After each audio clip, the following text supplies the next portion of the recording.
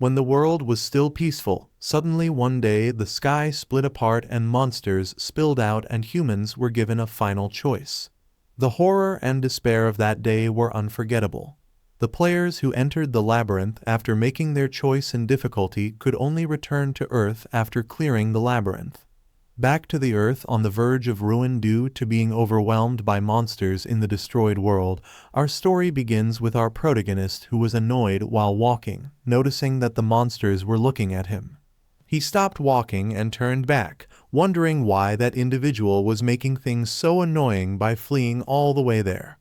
Then he found the person named being surrounded by the monsters, but he thought anything had already offed himself and asked sarcastically if that wasn't a spectacle.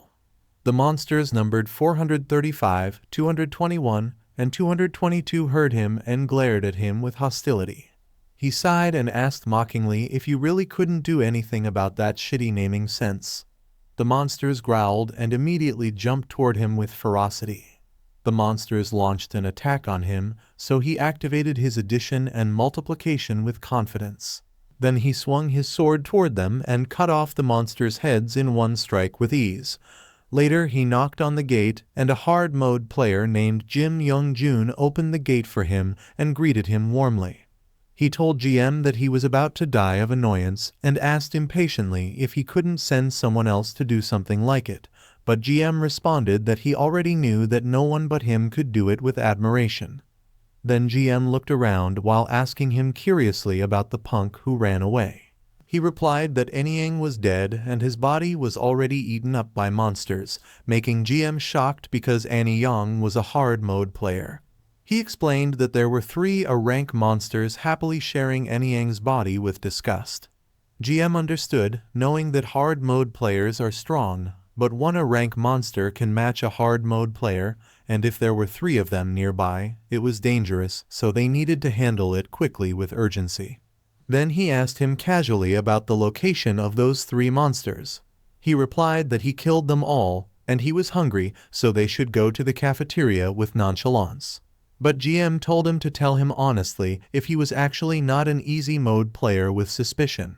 Our protagonist is an easy mode player, Kang TaeSan. He asked GM what he was saying and explained that there were tons of people who had broken through the labyrinth with him, so he could ask them with irritation. But GM reminded him that the easy mode players beside him were all dead, and the ones who popped up occasionally died within 2 days with pity. GM asked him how an easy mode player survives there and told him that even normal mode players are in an iffy situation, so he was the weird one with bewilderment. GM also asked him how he was so strong when he himself was a hard mode player, but he couldn't even compare to him with envy. He was silent for a moment and replied that it was because they cleared it too haphazardly, making GM laugh and told him that there he goes again with his excuses with amusement. In the cafeteria he was pissed when he saw that their food was potatoes again and asked irritably if they couldn't distribute something other than sweet potatoes or corn. GM replied apologetically that they couldn't do anything about potatoes being the most cost-efficient, and even with simple cultivation there was a limit to how much they could distribute. Then GM asked him curiously if he hadn't learned the simple cultivation skill, and he replied sarcastically by asking if an easy mode player like him would learn something like it. Then he explained proudly that no matter where they went there was food everywhere, to which GM agreed reluctantly. Suddenly outside the cafeteria a man shouted at his friend to stop joking around because there was no way it was true, and his friend tried to calm him down anxiously. TaeSan guessed that another person who had cleared it was there, and this time around he was sure that the man would be apprehended after making a fuss and slowly giving an explanation. GM thought the man was a hard mode player and told him confidently that he may need to step up. Suddenly someone called his name and ordered him to come help quickly because it was chaos, making him angry. On the other hand, the man broke the wall and injured many people while shouting hysterically that everything should have ended after the last return. Then the man furiously asked if it was a hidden camera stunt and told everyone not to mess with him. He asked the man about Li Qian, and the frightened man replied that Qian was currently on a reconnaissance mission. The old man told the man that he was on Earth and while he was stuck in the labyrinth, the world had changed drastically, so he should calm down and listen to what he was saying. But the man punched the old man while telling him not to mess with him. TaeSan, who was watching, noticed that the man was acting up and GM told him to have fun while happily holding his potatoes. But he told GM that if his potato was gone when he got back he'd kill him, making GM's expression change immediately.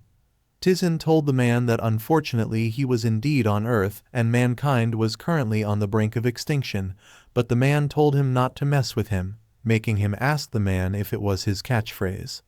The man shouted at him to stop lying and that there was no way he was on Earth. Then he furiously asked him if he knew how many players there were and how they couldn't stop a few mere monsters, making him realize that there the man goes again. Most players who returned to Earth from the labyrinth went crazy because they couldn't accept the reality of the situation. He knew that it happened quite often, and it was not something easy to accept, so there was only one method left. He told the man that he guessed he had to beat the shit out of him to get him to accept reality. Then he asked for his name and made a battle request. The man replied that his name was Lee Chang-chun and asked who he was. He spoke his name, making Chang-chun remember that he was the bastard who spammed the community board despite being a mere easy mode player. And he told TaeSan that he was laughable because he was an easy mode player but dared to face a hard mode player. Chang-chun teasingly asked him if he knew that the difference in strength between players of different difficulties was like heaven and hell, but he just told Chang to shut up and fight him. And if he won he'd show him the real world that he wanted to see so badly while pointing at the sky, making Chang-chun angry. Chang-chun pulled his sword out while shouting at TaeSan not to regret it and that he wouldn't care if he died after getting hit. Then Chang-chun activated his augmentation, focus, and power strike. The people saw it and realized that Chang-chun was strong. He jumped and furiously swung his sword at TaeSan, but TaeSan didn't move, to which Chang-chun hit him and caused an explosion. Suddenly, the system announced that Kang TaeSan had completed the nullification of the first strike, and he received 0 damage from Chang-chun's attack, making him surprised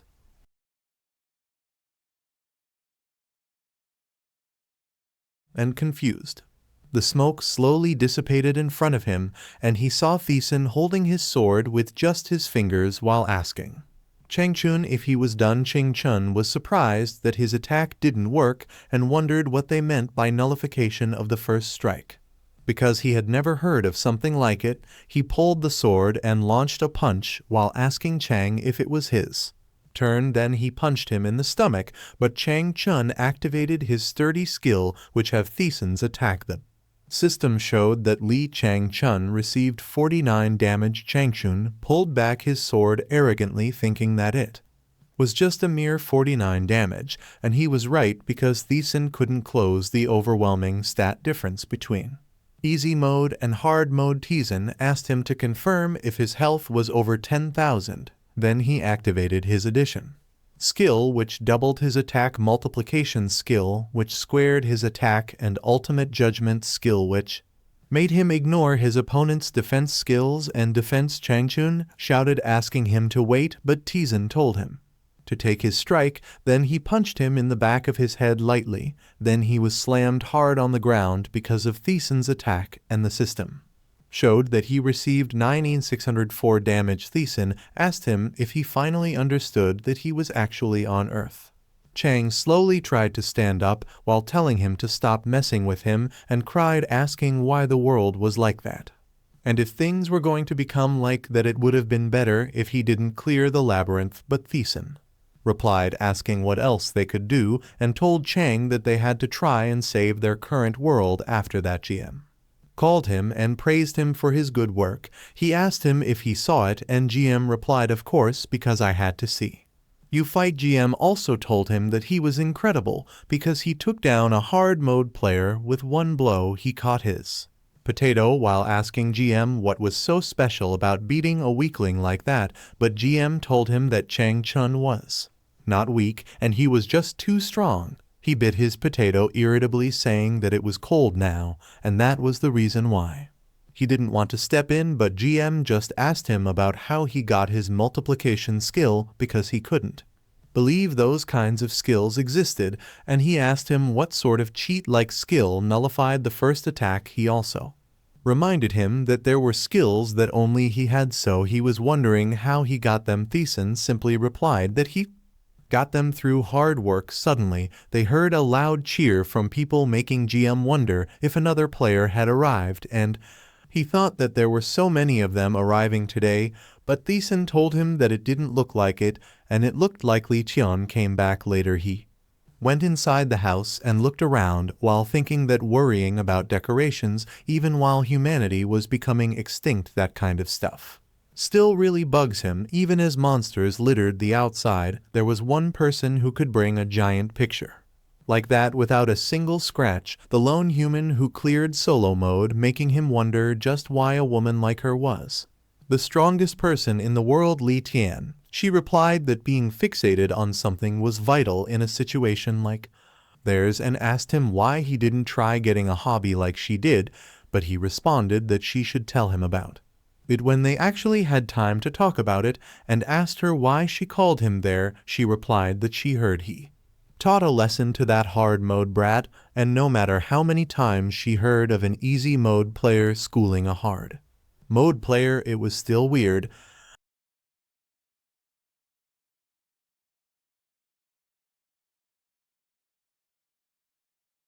Then she opened his status. Lithium was level 258.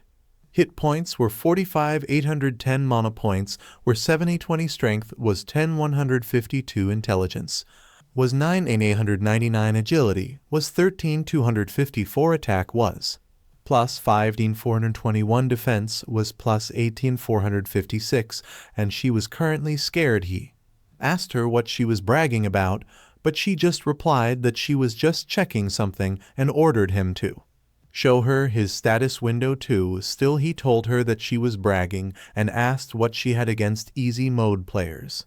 While opening his window status, Kang TaeSan was level 57, HP was 1E21, MP was 820, strength was 105, intelligence was 100, agility was 98, attack was plus 49, defense was plus 58, and he was currently in peak condition. She saw it and said that it was disgustingly weak, but she expected it, making TaeSan asked her if she was picking a fight. She replied that she already told him that she was just checking, and still those stats were pretty good for an easy mode player. The Labyrinth is divided into 4 difficulties. As soon as a player clears a labyrinth, all of their growth is halted, leading to a stark difference in strength between difficulties. A hard mode player's stats are easily 10 times greater than TaeSan's, but none of them could even endure one blow from him. She ordered him to stay still for a moment, then she activated her augmentation,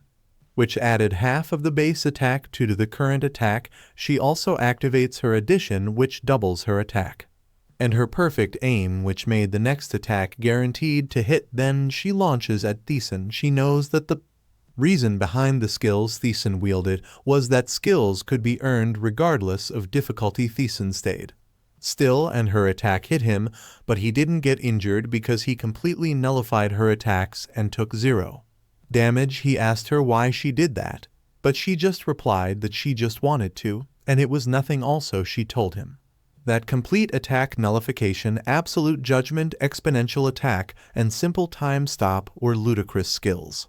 Then she asked him if he had 200 skills, and he replied that he had around 230. She asked him to confirm if he said that they were skills he obtained while playing strategically through the tower, and told him that they should have explored it properly like he did, and they should have tried to become as strong as they could have instead of focusing solely on clearing the labyrinth. But he replied that all of that was in the past. Now she sat down while telling him that it wasn't necessarily the case. Then she changed the topic by praising him, saying that he was incredible and they might have been able to win if he played solo mode, but he just looked at her quietly. Teo knew that TaeSan's skills were strong, but most of them used stats as their base, so if only he were a hard mode player, or even a normal mode player, He could use his full skills. Currently TaeSan couldn't use even half of his skills. TaeSan told her that they should stop talking about it and that she should get to the point. Then he asked her to confirm if she came back from patrol. She replied yes, and told him that the next wave would soon begin, making him stunned and remember the past wave. He smiled and replied that they were screwed, knowing that during a wave monsters attacked en masse, and each time one occurred many people died and their territory shrank. Humanity lost soul during the first wave. Half of the hard mode players lost their lives during the second wave. They could only protect a small city during the third wave, and now the fourth wave was about to arrive. He asked her how many monsters would come, and she replied that there would be 2 S-rank monsters, several dozen of ranks, several hundred B-ranks monsters, and an apostle. He held his head, wordly remembering that 2's ranks, which even Chun had trouble beating, and they were short on hard mode players who could handle a rank monsters, not to mention an apostle which was stronger than his rank monster. But Chun told him that they must at least try to fight the 2's rank monsters. He asked her if she was telling him to die, but she explained that she needed to fight the apostle and reminded him that he was the only one there who could challenge the S-Rex. He walked to the door while telling her that she was such a pain, making her ask him if he was going off to tell the others. He replied that they should at least be given the chance to prepare themselves emotionally, and sarcastically asked her if she wanted them to die knowing nothing. She replied that it was maybe the happier option, but he told her that he didn't think so. Then he left the room, leaving Chun alone, telling him that he was strong and that if it was him he could lead them to victory. But she sadly whispered that she was a coward while holding a stone in her hand. Later TaeSan told everyone the news, making the people cry, even though they knew that day would come. He asked Jim how he was doing, and GM replied that he had accepted it. All things considered, they had managed to last pretty long against an impossible situation, so living that long he'd call it a blessing. But TaeSan told Jim that it wasn't a blessing and he was going to die. He looked down and saw Chang Chun in shock with the other crying people, which made him think that Chang Chun was a poor guy. GM agreed and thought that Chang Chun must have gone through so much suffering to clear the labyrinth, only to be told that he had to wait for death on the same day that he got to see the real world again. Then GM asked TaeSan how he felt while looking at the opening portal in the cloud. TaeSan replied that, to be honest, he thought GM had to be the angriest one there, and humanity probably wouldn't have died off if they did half of what GM did. GM told him that he was so pissed off that it was killing him, and asked him if he was happy now. A portal appeared on the ground, and the monsters came out of it. The monsters growled while running toward their base. GM, who saw it, said that it was nuts, and teasingly asked TaeSan what he said. He was going to have to fight. TaeSan replied that he was going to fight 2's ranks. Then he prepares to jump, while GM told him that they should see each other in the afterlife, and that he was probably the one going there first, so GM asked him if he could wait for him, to which TaeSan replied sure. He activated his large leap and jumped into the air, leaving GM alone. He flew higher and turned around to stop while activating his complete surveillance. The system appeared in front of him, showing where the monsters were when he found their locations. He got down on the ground in the center of the monsters, while the system told him that he had witnessed horrific beings with his own eyes. He stood up and peeked at the monsters while asking if they were excited to see him. The 2's rank monsters glared at him, while the system checked his mental instability, confusion, fear, and instant death. He activated his power and summoned something, while the system told him that all his checks were cleared. He grabbed his sword, and the system announced to him that he had endured using an iron will. His mental state would never collapse, and his body developed an unyielding physique. He walked closer to the monsters and said die. He activates his complete surveillance once again, while hoping that none of those monsters is of the defensive type. Monster 7, a defensive type with a HP of 148, 5 in 512, 133, crawls toward him and jumps to attack him. It landed on the ground hard, which made a large impact and caused the ground to break. However, it was confused when it saw TaeSan avoid its attack using his acceleration and realized that it would take forever to kill it because it has 148 million health. Then he looks at the other monsters and sees that one of them is named Monster 5, a long-ranged attacking type with 1 in 212 HP, making him think that it is doable. It attacks him, but he knows that he doesn't have an answer for either of the monsters. Monster 5 uses its tentacles to attack him, but he avoids it and cuts off its tentacles multiple times. His attack damage is 42, 38, and 32 to Monster 5, making him notice that his damage is reduced when attacking the tentacles, so he realizes he needs to aim for the head. He jumps to attack its head, but before he can get closer, it releases a powerful attack. Fortunately, he completely nullifies the first attack, taking no damage. He gets down, realizing that the attack shoots in whatever direction the tent vehicles are aiming with no delay. It's almost impossible to dodge after seeing it, which means all he can do is predict its trajectory. He knows it's possible to dodge if he decides to do so, and the slower he understands it, the more he is at a disadvantage. He activates his acceleration and flies toward Monster 5. Knowing he can't drag it out, he stabs its head and damages it by 48. He tries to stab it more in the head, but it releases a powerful attack back at him. Fortunately, he completely nullifies the second attack and takes no damage. Monster 5 is surprised that he disappeared. He looks up and sees him aiming for its head once again, but Monster 7 jumps to defend Monster 5. He realizes that Monster 7 is protecting the other monster and the defensive type monster protects the long-range attacker when it's in danger. That's probably why they were put together at the start, but he gets them. He jumps toward Monster 7 and forcibly initiates a battle. A shield circle appears around Monster 7, surprising Monster 5. It tries to attack the shield, but it doesn't break. He faces Monster 7 while the system reminds him that for 1 minute only Monster 7 can damage him. He activates his additional skill, knowing it would be easy if TaeSan were there since she has legendary gear and stats from clearing solo mode. Then he activates his multiplication and absolute judgment skills, knowing that the defensive type can't damage TaeSan.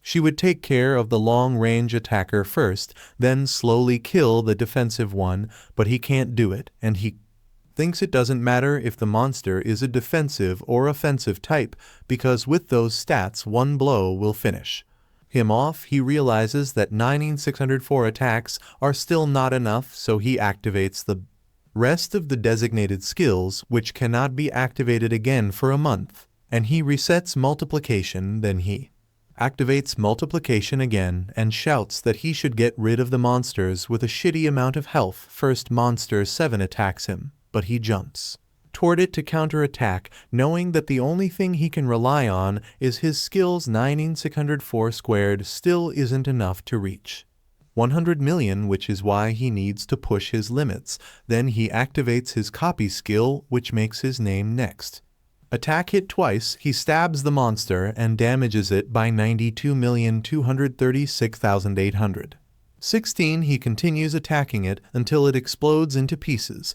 and the system tells him that Monster 7 has fallen or died. Suddenly, Monster 5 attacks him and damages him with 22,543. He immediately activates his Endure and Fatal Attack Nullification, reducing all the damage to 0 for 5 seconds. He jumps and stabs Monster 7, dealing a damage of 48.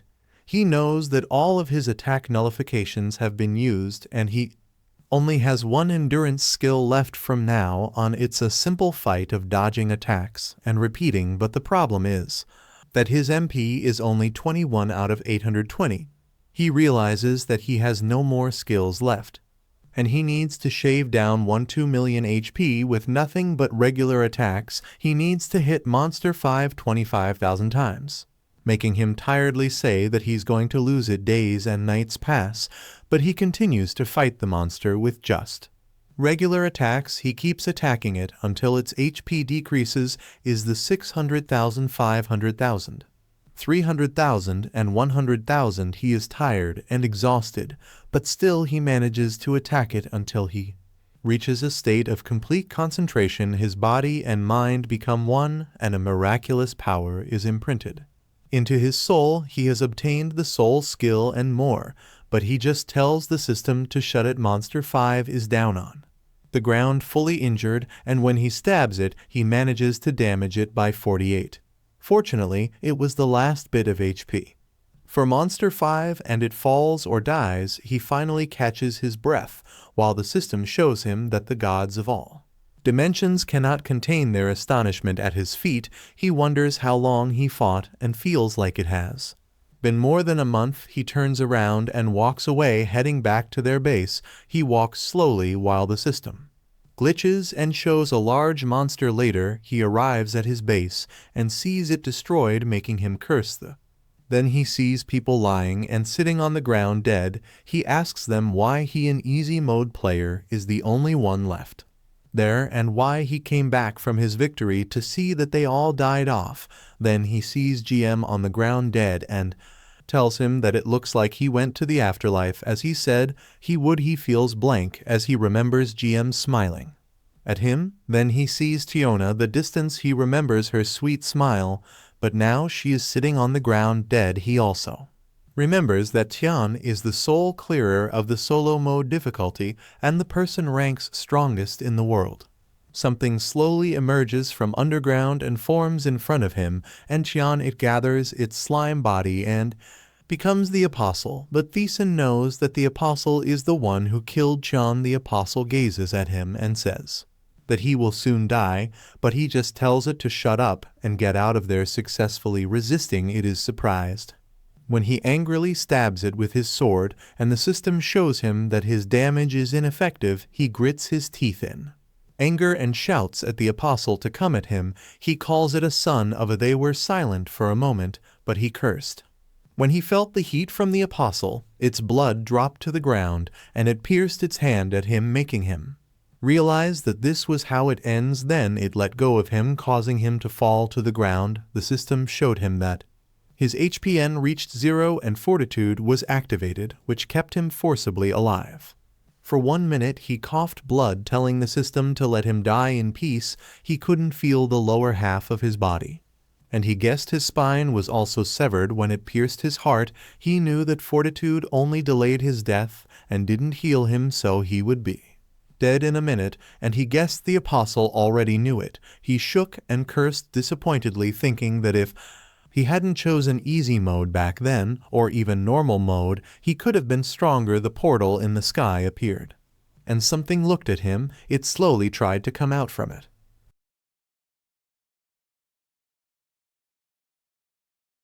He started to become angry and called his subordinates a useless. He told them that they couldn't even build up their own strength properly because they were too busy trying to clear the labyrinth. Furiously, he asked them how the hell they were so weak. Even after choosing normal or hard mode, he thought that if only they did half the work they could have survived. But then he stopped and lay on the ground. He thought it was already in the past and something he chose to do, so there was no use in blaming others. He thought it was where humanity ends. Suddenly, he saw something shiny in Tian's. He looked at it closely, wondering what it was. Then he proceeded to crawl toward it, while realizing that Tian was trying to protect something too. He tried to get closer to it, even though he was at the peak of dying, but the apostle glared and screamed at him. He activated the last chance, which allowed one skill to be used without any restrictions. He shouted time stop, and the system informed him that he had activated a simple time stop freezing time within a 100-meter radius for 2 minutes. He grabbed the stone in Tian's hand and ordered the system to check it. The system showed that it was the Al-Rabaros Bezdar, a relic of the gods that controls the cycle of all life and can turn back the time of one person. Once he was surprised that it could turn back time and wondered why Li Chan had it. Suddenly, he heard the monster break out of the portal in the sky and come out of it, but he told the creature that they would see each other next time. It flew toward him to eat him, but he activated the Al-Rabaros Bastar in time. He saw his younger self, hearing that he was a useless piece of, and asked him why he was born. When he was little, his parents used him to relieve stress, and he will leave their words after. Getting beaten down like that, he thought he had no worth. That weakness led him to choose an easy mode, but he thought it was not the case anymore because he knew his own worth and talent. Now suddenly he woke up and was surprised to see garbage and a dirty room in front of him. He sat up and checked his phone when he saw that it was 1:102 p.m. on December 31st, 2019. He realized that he had really gone back in time. He remembered that on January 1st, 2020, at the dawn of the new year, the Earth's fall would begin. He ate pizza while wondering how long it had been since he last had pizza because all they ate after the apocalypse were potatoes and monster carcasses. A minute later, he finished the box of pizza and thought about how Cheon had an item that could turn back time, but he wondered why she didn't use it even until the end. When the Leetion he knew would have run away, he came out of his room and looked outside. It was 11:58 p.m. and the apocalypse was imminent. He thought that everyone in the world must be counting down the time right now, welcoming the new year, while thinking that things would work out for the better. Unfortunately, just as the New Year's struck, the world collapsed. The people on the street heard something and asked others if they had heard something just now. They wondered if there was some sort of event happening somewhere. When 12 a.m. arrived, the people saw something and were confused about what it was. A portal appeared in the sky and a monster slowly came out of it, leaving people in shock and wondering what the hell it was. But he just looked at it. He was shocked back then, but he knew what it was now, and he knew that the monster was a B rank, a creature that a hard mode player could fight without any problem. So he wondered if it was about the time the system appeared in front of him and the other people who were running for their lives, saying hello to them. The system told them that their world was going to be destroyed by invaders, and that the weapons they had so carefully crafted were of no use against them. The monster slowly emerged from the portal, and the news announced it to everyone, but the system told them not to worry. The people attacked the monster using guns, but it didn't get hurt. Instead, it got angry and attacked the people with its fire, while the system told them that a merciful being who had taken pity on them had decided to give them all a chance. They would be given in a choice and could select the one they wished to choose and enter the labyrinth to clear it and gain power. He cursed at the system while walking on the street full of running and panicking people. The system asked him to choose from easy mode, normal mode, hard mode, and solo mode. While he said that they were just crazy for entertainment, he had been a timid little boy before, but now the system opened the labyrinth door for him. He saw his younger self looking at him and asked himself why he didn't head out now. If they choose the easy mode, they will be blessed with abundant food and rest areas that exist in each labyrinth. Even ordinary and frail individuals can eventually clear it if they put in the effort. If they choose the normal mode, food is scarce, and there are definitely fewer rest areas and labyrinths compared to the easy mode. Although it will be difficult to survive, they will be able to clear it if they do their best and avoid falling into despair. If they choose the hard mode, they face extreme difficulty that challenges their limits. Food and rest areas are severely lacking, and monsters will throw their lives away just to kill them unless they can find even a small amount of safety. They will meet a horrible death. Lastly, if they choose the solo mode, they will be alone, without the possibility of encountering anyone else from their world. The only beings they will encounter there are hostile entities, monsters, and NPCs. In that place that tests their luck, talent, wisdom, and strategy, survival becomes nearly impossible. Despite knowing that choosing the solo mode would be risking their life, he touched the entrance fully aware that it would be unwise to select it. He gazed at the changing sky and asked if it extended beyond it. Then he told it to wait for him with determination. He selected the solo mode, and the system wished him luck. Later he found himself transferred to a familiar place, evoking a sense of nostalgia. He smiled, realizing that he had returned after a long time. Suddenly the community appeared, and a man named Kang Jun-hook asking what it was. He was surprised to see a post already, and although he didn't know who the man was, he thought Jun Hook seemed quick-witted. The community served is the only means of conversing with people in other difficulties, and the shared methods and strategies provided immense help, he replied, wishing Jun Hope good luck. He knew that he could effectively utilize the community later, so there was no point in using it. Now he needed to check something right away, he recalled Tian.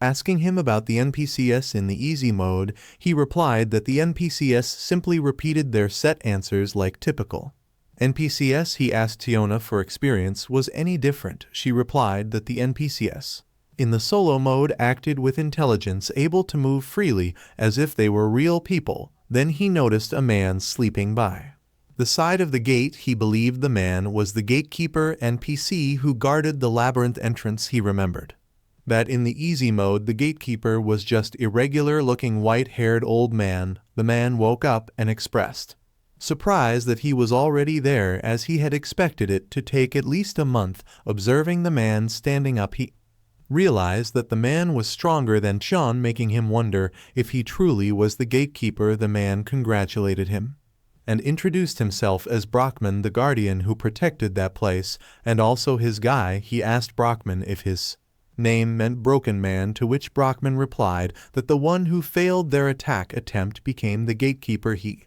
asked if it wasn't kind of cool. Brockman explained that he assumed TaeSan had heard the gist of it outside their world was facing destruction by invaders, and this opportunity was granted by a magnanimous transcendent being. It was needlessly merciful, since being annihilated would have led to more happiness. TaeSan noticed that Brockman spoke as if he had already experienced it. Chan's statement about the NPCs in solo mode being actual living beings from destroyed worlds seemed to be true. He looked at Brockman calmly, making Brockman wonder why he was so composed.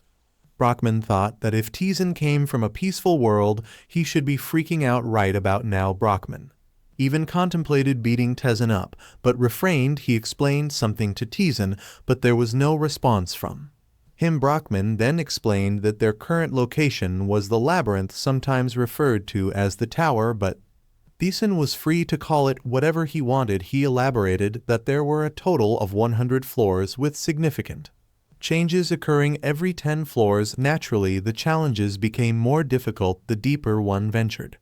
TaeSan would have to manage his own food and water while inside the labyrinth and find the necessary information on his own. TaeSan asked if that was all, to which Brockman replied by asking if you wanted an explanation of each floor starting from the first one. Brockman also mentioned a person inside who would sell him items, suggesting that he should meet them.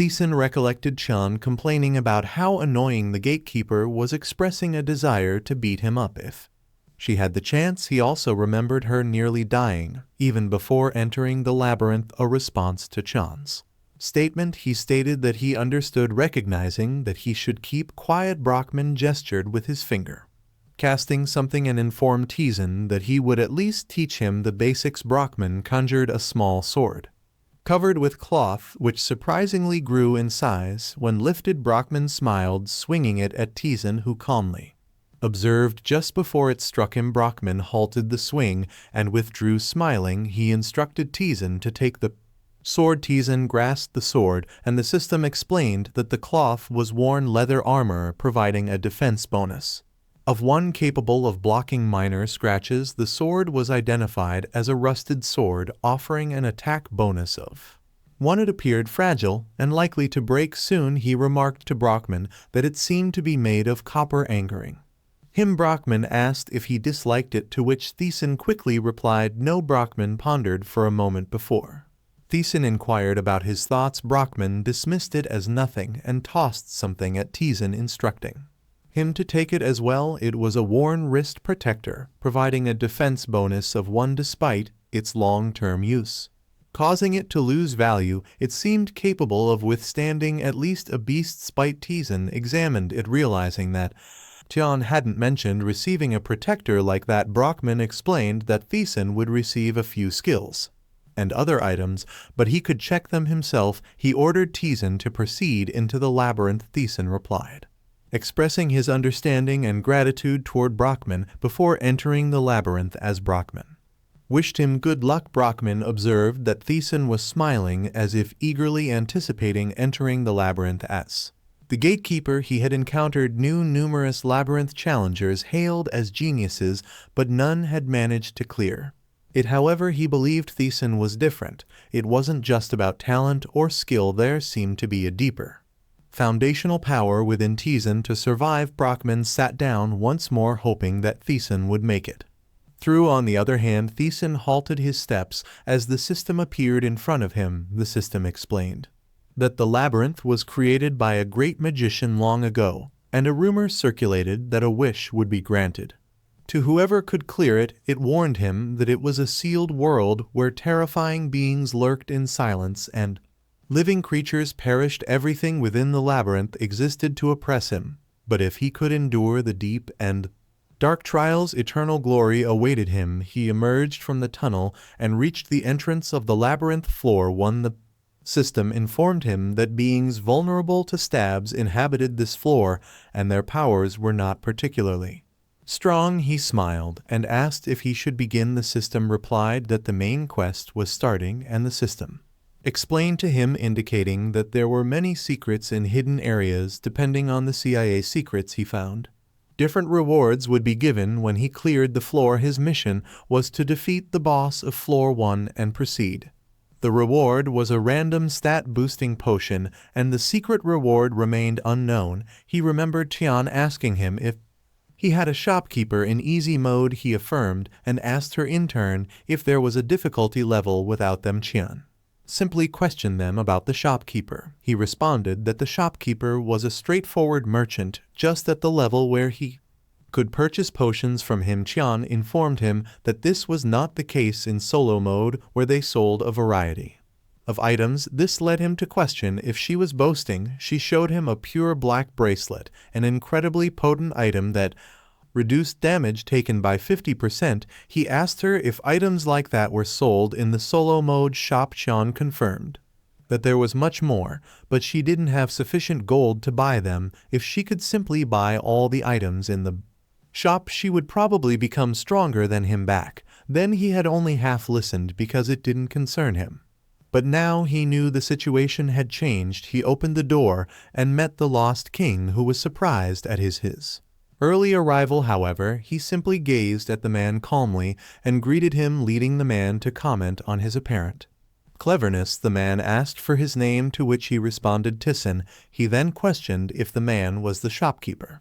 The man teasingly asked him what he would do if he were the shopkeeper. He looked around and mentioned to the man that there seemed to be nothing in the shop. The man called him a brat and claimed that if he wanted to display all his items, the entire floor wouldn't be enough, and he had no intention of showing his children to him. He realized that the man was a shopkeeper who didn't sell items. He questioned the man about his purpose. If he wasn't selling anything, the man glared at him angrily, asking him furiously if he thought the man was there by choice. The man shouted that he had lost his kingdom due to insanity and was languishing there for no reason. The man then calmed down and told him he didn't want to show his children to a brat who didn't know anything. TaeSan understood. The man pointed to the room behind him, suggesting to tease him that if he could prove his worth, the story might change. TaeSan was taken aback, but the man simply ordered him to go and return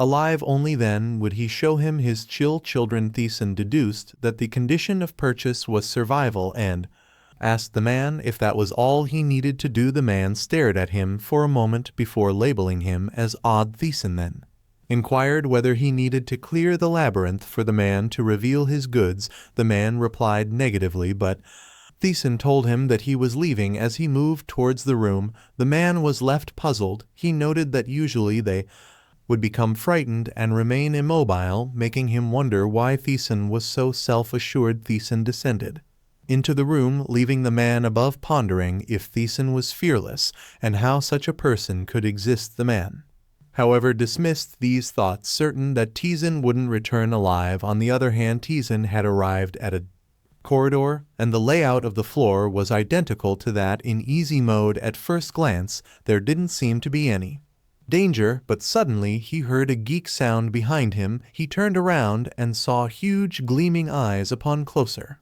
inspection. He realized it was a large rat. He was surprised, but the creature rapidly lunged at him, biting his foot and causing him to lose 10 health points. He stood still, stunned that the boss monster of floor 5 in easy mode was just a random mob there. He knew that the large rat's defense was low, but due to its incredible speed, that was difficult to follow. It had taken them a long time to defeat it. He attacked, but the rat dodged, making him feel the difference between solo mode and easy mode. TaeSan embraced himself, recalling how fast the rat was. He remembered how they had chased it in easy mode until it was exhausted working together as players. Now not only was he alone, but his stats were lower than before. Logically, it was an impossible fight. He also realized how dire the situation was. Liqian had told him that she had run away first, and he knew from the start that none of the players who passed floor 1 in solo mode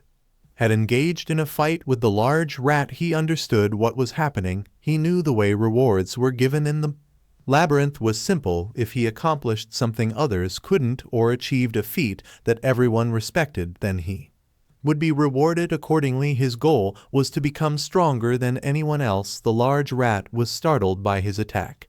Still, it managed to evade him, leaping backward. While he attempted to predict its movement, he noted that it was shaking in fear, reminding him that it was a living, breathing creature, and its movements weren't instantaneous. The rat attacked, but he noticed it contracting its leg muscles and inflating its chest. He struck it as it jumped backward to dodge. The system informed him that the rat was intimidated by him, and its thinking ability was dulled. He surmised that with its small brain, the rat would have difficulty understanding what was happening since he was defending his ankles from its attacks. It would go for the next easiest target. Even its limited jumping ability, it would aim for his wrist. As the rat lunged towards him, attempting to bite his wrist, he lifted his arm, protected by a wrist guard from Brockman. He declared it was dead and stabbed it with his sword. The system notified him that the rat was immobilized and would take increased damage. He attacked continuously, inflicting 4, 5, and even more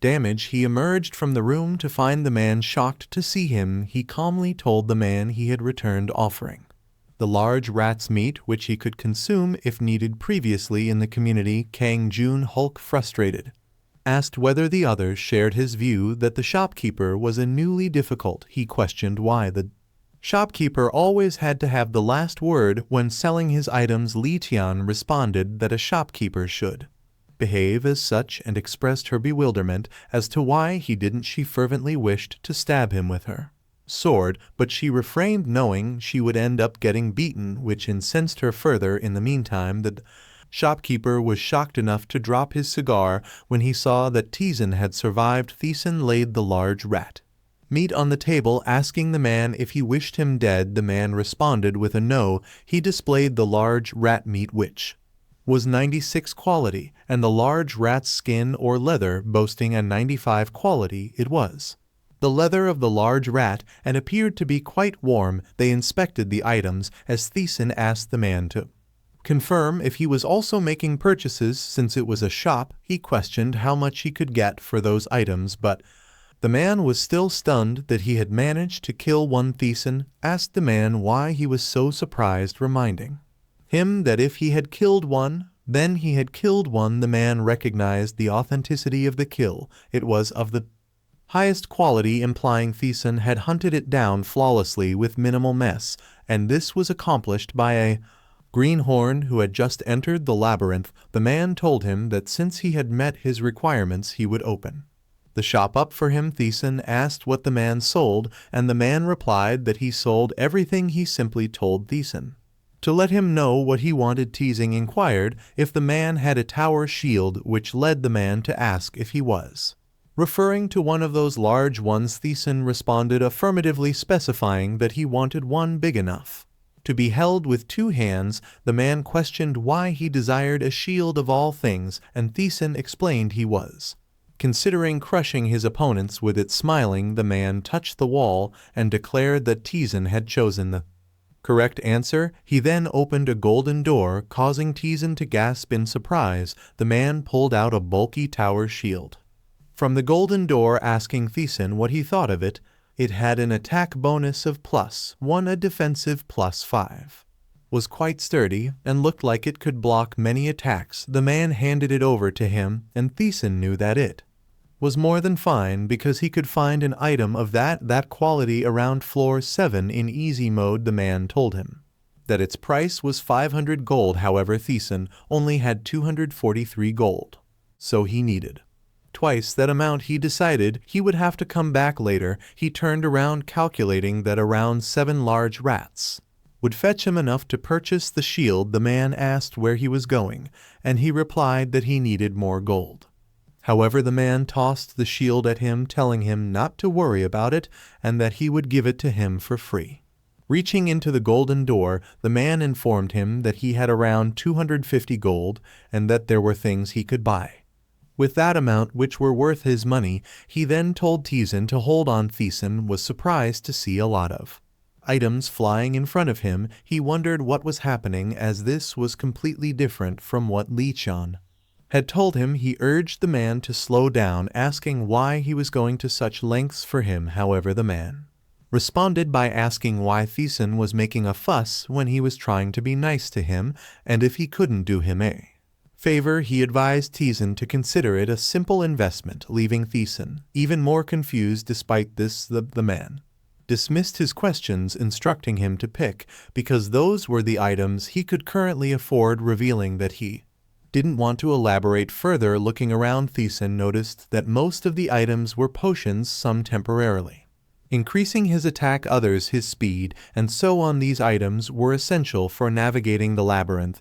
but he didn't need to use them at that moment. He was aware that acquiring potions in solo mode was challenging, and they were primarily used on the upper floors, not the lower ones, so he felt no need to buy them immediately. In fact, he considered the potions a trap in their own right. He knew he needed to buy more crucial items than potions at that moment. For example, the crude bow with an accuracy of +20%, even though it seemed somewhat hard to use, and the crude arrows with an attack of +1 that were indeed shaped like arrows. He recognized the need for a method to attack from a distance with a bow. An annoying situation could transform into a walk in the park. He brought out his gold, asking the man how much the large rat leather was worth. The man responded that given its level of quality, it was worth around 770 gold. TaeSan declared that he would sell it and buy the bow and arrows. The man seemed fully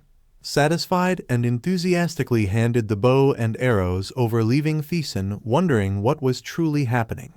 Moreover, he was certain something had changed. The man asked him to confirm if he understood that his health wouldn't recover in the labyrinth. TaeSan confirmed that he did. The man then explained that there was something called the Spring of Life on the first floor where he could restore his health. He could use it an infinite number of times as long as he didn't leave the floor. The man offered to show him the location and mark it on his map.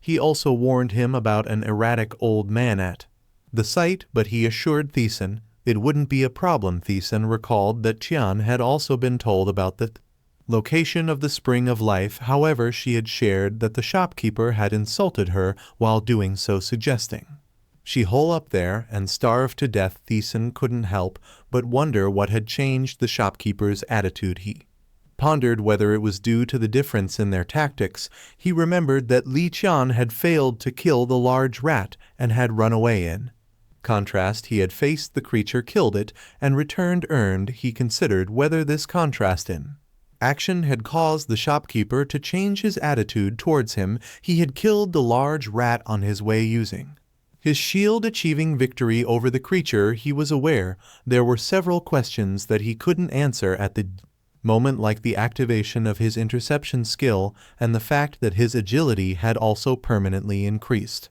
by 1 when he had first succeeded in killing a large rat. He wondered why there were so many status screens from killing one random mob. In addition to his basic skills, he also had skills that he had earned on floors 20 and 40 in Easy mode. He hadn't expected to obtain those on the first floor of solo mode. He observed the soul skill, noting that his interception skill increased proficiency by 100 and his soul had experienced a higher plane of existence consequently.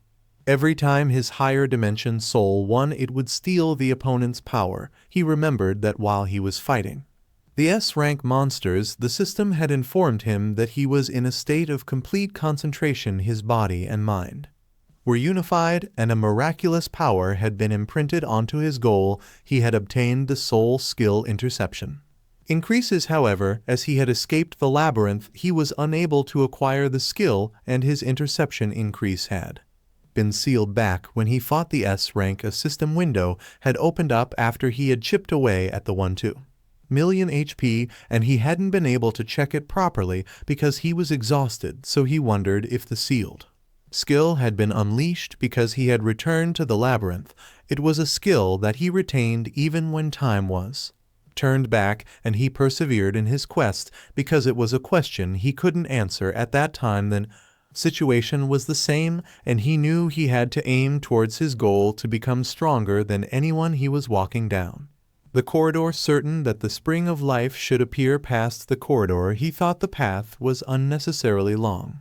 Suddenly a large rat appeared. He surmised that encountering a monster in a corridor was pretty typical. Then more large rats emerged, prompting a warning from the system that he was in a difficult situation. He found himself surrounded by large rats. He looked around, counting how many large rats surrounded him. He realized that just three of them were enough to surround a large human, and even with the rats' small brains they would be able to tell they had the advantage. However, he grabbed his shield, running fear and confusion checks. One of the large rats was surprised when he jumped to attack it using his shield. The system notified him that all checks were cleared and that he had resisted with unshakable focus. He swung his shield, knowing that he couldn't falter. He had seen too many players die after hesitating in such situations.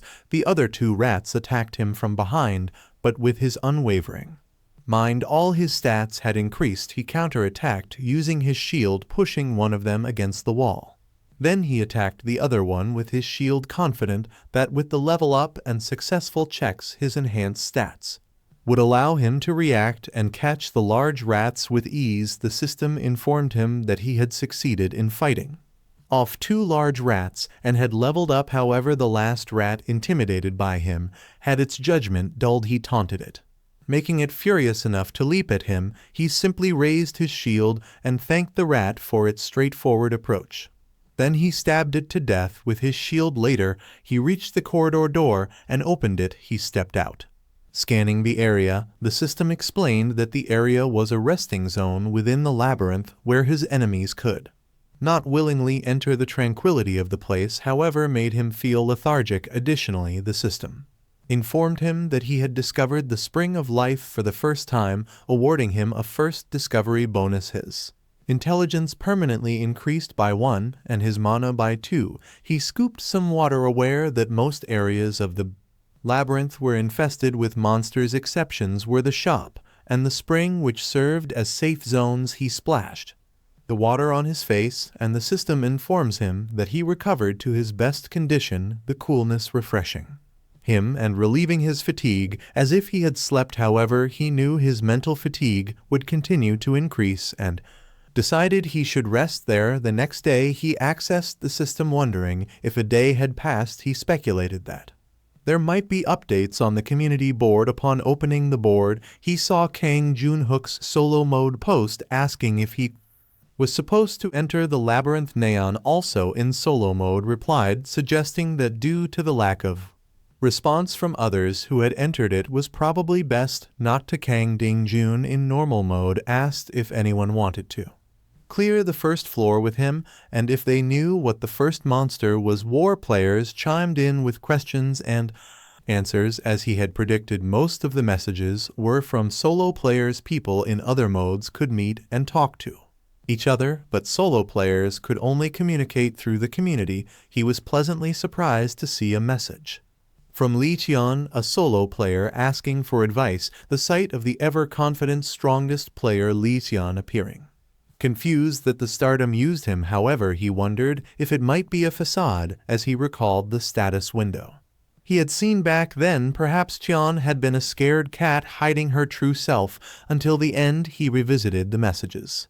Knowing that it had only been a day since the Labyrinth had opened, solo players would start entering once a month had passed, so there should be plenty alive right now. Then he started to type. The rewards in solo mode were undoubtedly commensurate with the difficulty, although she had missed out on many rewards after swiftly defeating the boss. Lee Cheon had managed to become the strongest player. Cheon and the other players received a message and were surprised to see Kang TaeSan, a solo mode player, sharing the basic method for clearing the first floor in solo mode. He stretched, curious about what would happen next, as he had anticipated trusting an article without any basis and entering the labyrinth could be challenging. Even if they believed him, he didn't know how they would react. He recalled that among the 10,000 people who entered solo mode, the only one to survive was Lee Tian.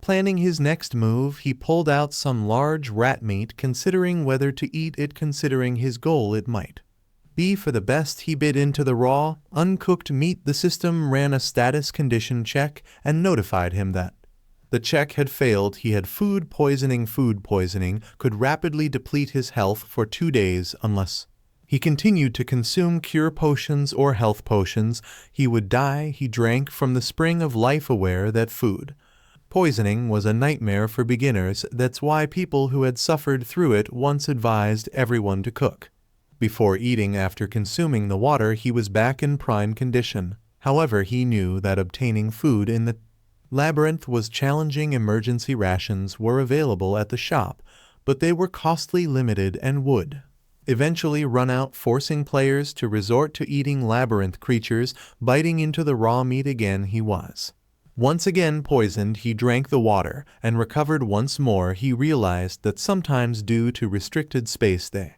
had no choice but to eat raw meat. If they got food poisoning in such situations, it was the worst. He noticed that he was starting to feel full. The system showed that he had suffered through so many diseases that he had formed resistance, earning him the continuous condition activation skill. He had expected disease resistance because everything changes if he had the disease resistance skill. He raised his proficiency, realizing that even if it was used solely as a skill to become immune to food poisoning, it was useful, although it was a skill that could only be obtained after contracting various diseases. He wondered if he should obtain the next skill. Despite his dislike, he walked into the center of the water. He submerged his head underwater. The system informed him that he was currently unable to breathe. He was in pain, but knew that he needed to endure it. He had heard someone say that drowning was one of the most painful ways to die. The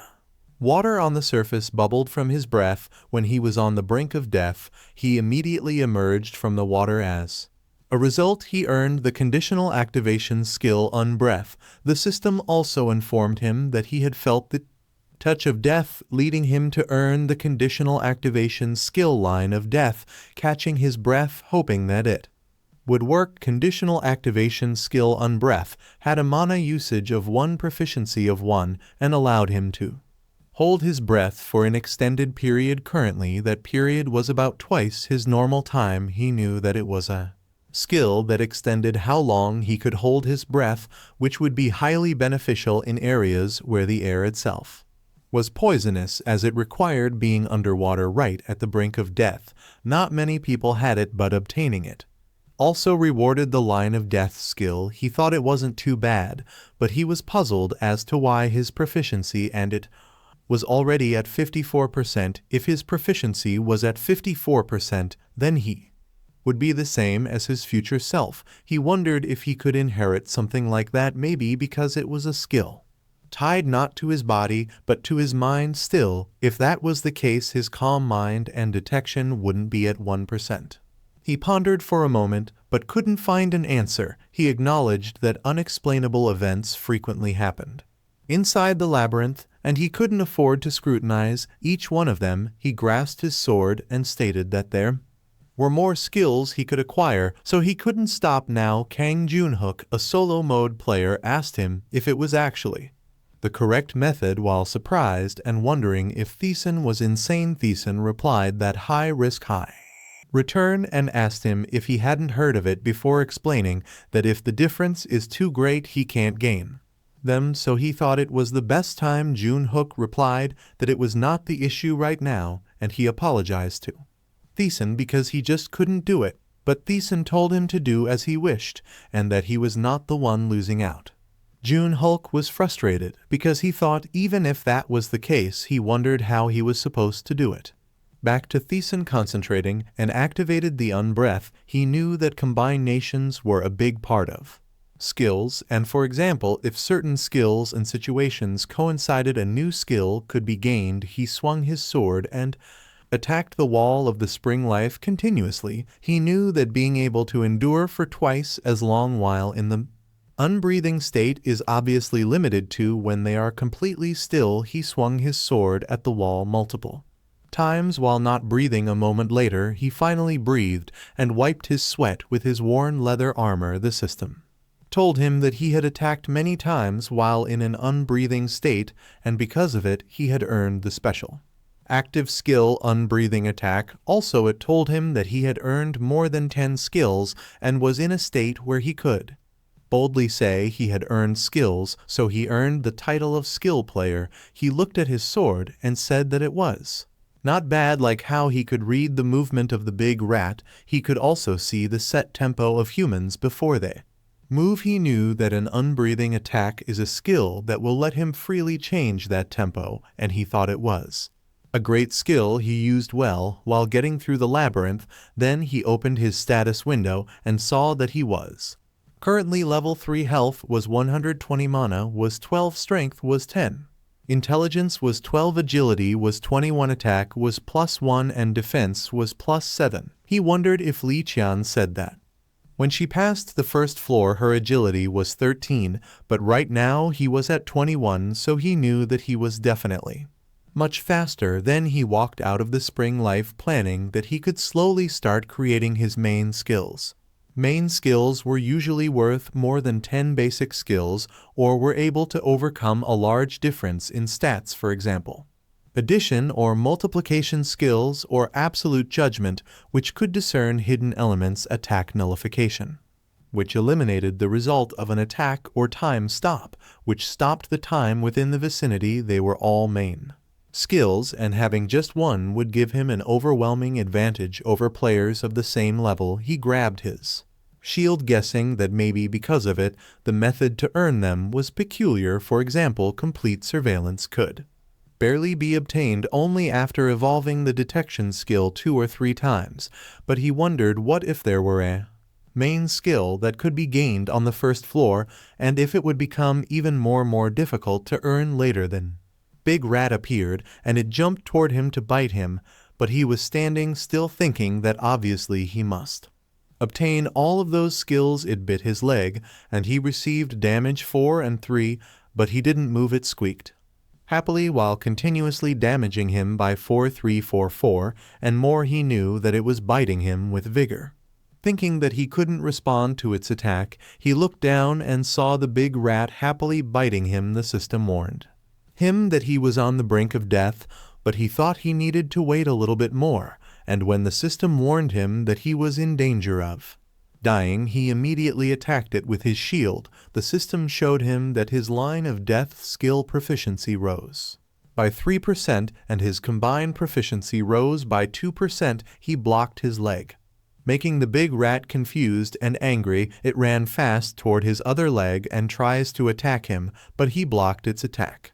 Using his shield, the system told him that he completely blocked the opponent's attack, and he earned the special active skill block. He thought it was a good skill that nullified attacks dealing less than a certain amount of damage, but it wasn't the skill he was hoping for. The big rat once again attacked him. Fortunately, he blocked it with his shield. Even though he was in danger of dying, he wanted to gain the skill Endure because it nullified damage that would result in death just once and all damage taken afterward for a set period of time. He knew that nobody had obtained that skill before besides him. He remembered GM was amazed and asked how in the world did he learn Endure.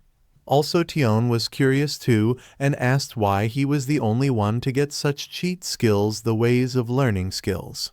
Within the labyrinth were simple and already set. They could receive the skill from someone else, or if they achieved something others could not, they were awarded a matching skill, and finally they could try to reproduce a similar effect to the skill. He obtained an unbreath by holding his breath, and because he swung his blade while in that state he earned an unbreathing attack, so he wished to earn endure, which nullifies an attack that would lead to death. The big rat was near to biting him, but he just focused on looking at it and smiling because he knew that he just needed to continuously block the attack that would have led to his death.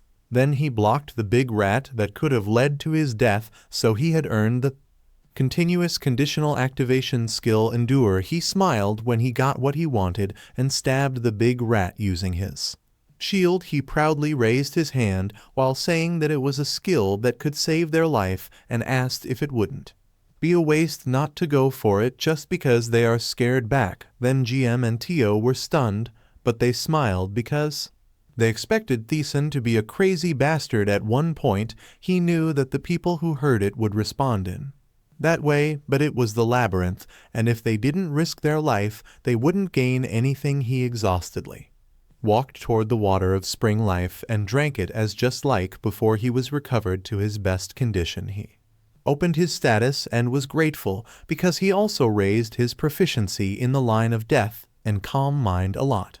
So he wondered if there was another skill he should learn. He felt like there should be a couple, but he had over 200 skills. Suddenly he heard a rustling sound and an old man shouted that there was a prior visitor. The system told him that he had encountered a person searching for God. He cast his shield, making the man tell him that it was a great response. He knew that monsters cannot enter the spring of life, which meant the man was an NPC. Also he heard that most of the solo mode NPCs are psychopaths. The man asked him if he was an adventurer, making him ask what an adventurer is. The man explained that they referred to those who toil to conquer the labyrinth as such, and asked him if he was one, to which he replied yes. Then he remembered Chom telling him before that when she was resting at the spring of life on the first floor, some night grandpa appeared, and he was someone who served some god or something.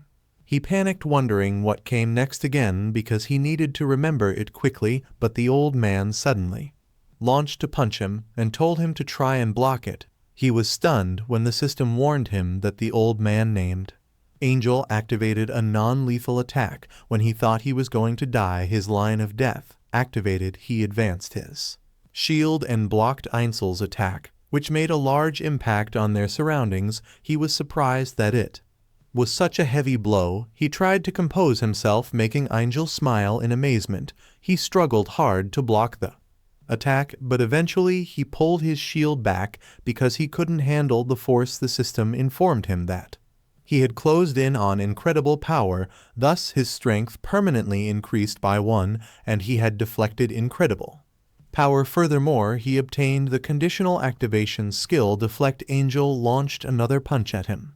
TaeSan thinks he can't dodge it and should forget the technique because the difference in their strength was too vast. The punch hit him hard, throwing him back, but when Angel looked at him, he laughed, surprised because he thought he had dealt at least 100,000 damage, but it only inflicted 211 damage on TaeSan. TaeSan activated his non-lethal attack, which nullified the damage inflicted by Angel. He was surprised that Angel destroyed the labyrinth wall with one strike, and it made him think that the gatekeeper was strong too, concluding that solo mode was populated with nothing but monsters. Angel walked closer to him, expressing his surprise. Then Angel explained when he punched his shield, commending him for managing to block that attack with his skill in that split second. However, he immediately let it go to mitigate the damage. TaeSan replied that he couldn't just stand there and take it. Angel laughed at his response and agreed with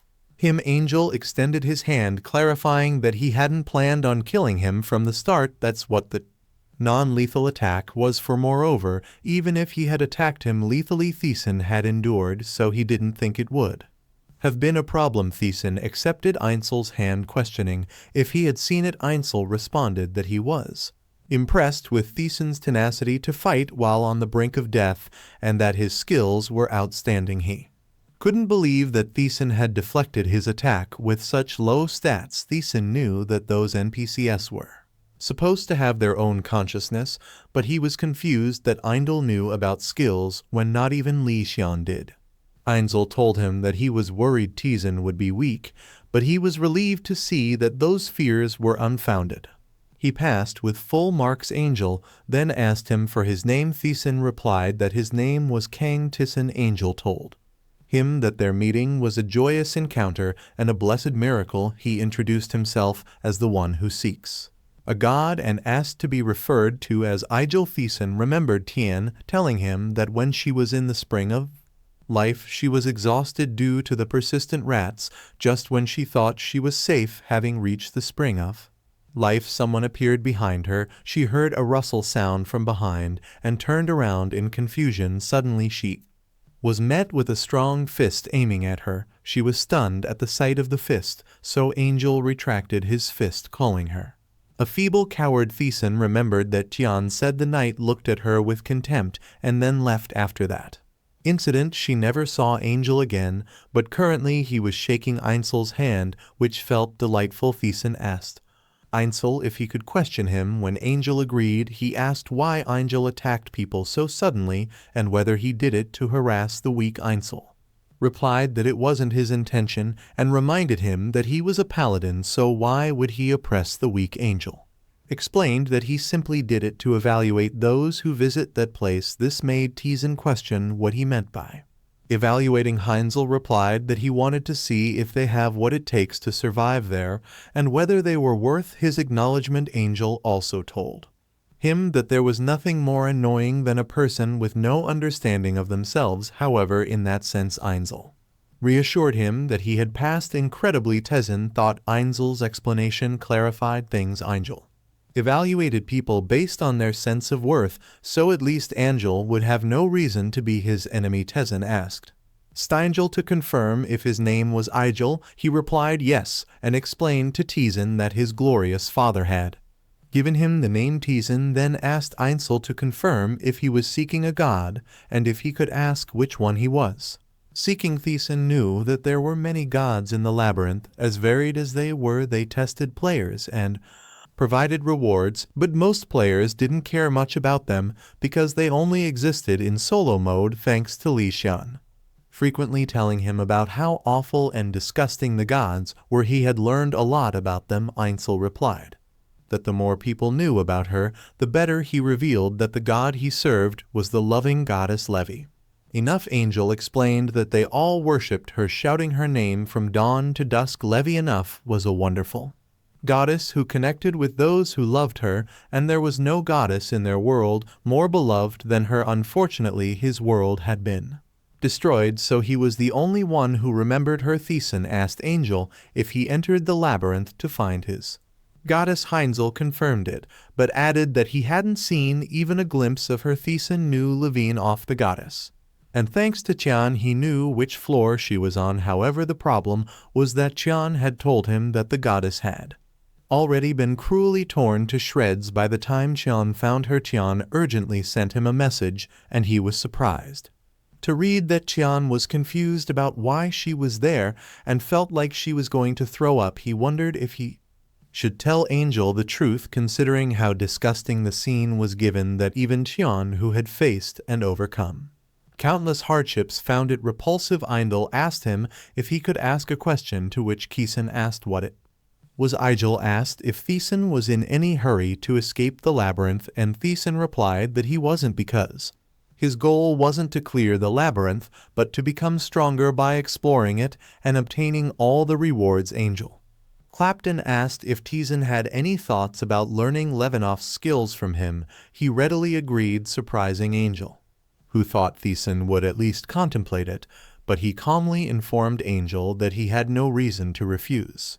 TaeSan was aware that an NPC within the labyrinth was so strong that he couldn't even begin to imagine his source of power, therefore, why he shouldn't accept Einzel's offer to teach him skills. TaeSan then asked Angel what he wanted in return. Einzel replied nothing, and considered it an apology. For this reason Angel apologized for attacking TaeSan suddenly, and even if it was for a test, for acting violently upon someone he had never met before. Moreover, Angel mentioned that as a paladin it was an act for which he had to repent. TaeSan smiled and suggested to Angel that it would have been better if he hadn't attacked him in the first place. However, Angel replied that it was a different story, and that he was offering the apology because TaeSan was someone worth apologizing to. If he was an Angel would have simply spat at him and left. This made TaeSan think that Angel was a bit odd. Angel gently took hold of TaeSan while explaining that an apology with only words was worthless, and as an adventurer he believed that TaeSan would want to obtain precious skills. Therefore he chose to do so, and asked if it was all right with TaeSan, who replied that it was more than all right. TaeSan thought that earning a skill from a non-lethal attack, that they didn't need to delay any further, and that they should begin. Angel instructed TaeSan to try and hit him with his shield, which was deemed feeble. Angel explained to him that there were innumerable skills in the labyrinth. Among them, those that could be earned simply with a single action were basic skills. If he wielded a sword, he would attain swordsmanship. If he wielded a shield, it would be shield arts, and if he wielded a spear, it would be spearmanship. The moment he wielded a weapon, he would receive the respective skill immediately. As the skill proficiency increased, his knowledge and acumen with the relevant weapon also improved. Therefore it could be said that essentially all players had such skills. So a skill that combined all of these basic skills while not flashy was one he could boldly claim to be the most useful. It was called the Eric Weapon Arts. Even Levy enough the goddess had personally complimented him on it. This was the very skill he wished to teach him. Exhausted, he acknowledged the explanation, prompting a smile from Angel. Angel asked if he considered it pointless. He explained to Einzel that just because the skills were combined, it didn't mean anything fundamentally changed. He thought that it might be different if it involved the main skills, but skills involving weapons would be pointless no matter how many he combined due to fundamental issues in the system. Angel asked him about his current added attack value, to which he replied that it was 1. Angel remarked that it was an adorable number, and the total damage should amount to about 4. He agreed, since there was a base attack value. Angel activated his target lock, meaning he would receive all attacks with fixed damage. He clarified that it should be the shield's base attack and ordered him to make an attack as previously instructed. He grabbed his shield and thrust it at Angel, causing Angel to take 4 points of damage. Angel scratched his head, asking him if he really had to strike at his head, to which he calmly apologized. Angel tried to smile through his annoyance, telling him that this time he should attack him with his fists. TaeSan knew that Angel would be upset if he targeted the head again. He agreed and launched his fist towards Angel. He punched him in the chest, inflicting 2 points of damage. John Angel, he asked him if he noticed what he was trying to illustrate, to which he asked to find all men to demonstrate how the damage varied depending on the weapon used to strike. Angel confirmed his understanding, commending him for catching on quickly. He explained that because of this factor, adventurers used a single weapon. For example, if he equipped both a +50 gauntlet and a +20 sword, when attacking with the sword, only the 20 attack would be utilized, and when striking with the gauntlet, only the 50 attack would be used. A combined damage of 70 would never occur. TaeSan asked Angel if it wasn't obvious, and explained that if equipping 2 weapons combined their attack values, all players would equip themselves with a multitude of weapons. This was why they only used one main weapon and focused on raising proficiency, and that alone. Angel was satisfied with his explanation, but asked him if it didn't seem uncomfortable and inefficient to be able to use only a single type of weapon during combat. Angel explained to him that battling was something he did while risking his life, so obviously he would use his entire body during the process, not just his weapon. He might strike with his arms or tackle using his shoulders. TaeSan told Angel that during those moments due to the system's mechanics. Only the weakest damage value counted. He asked if there was no way around it.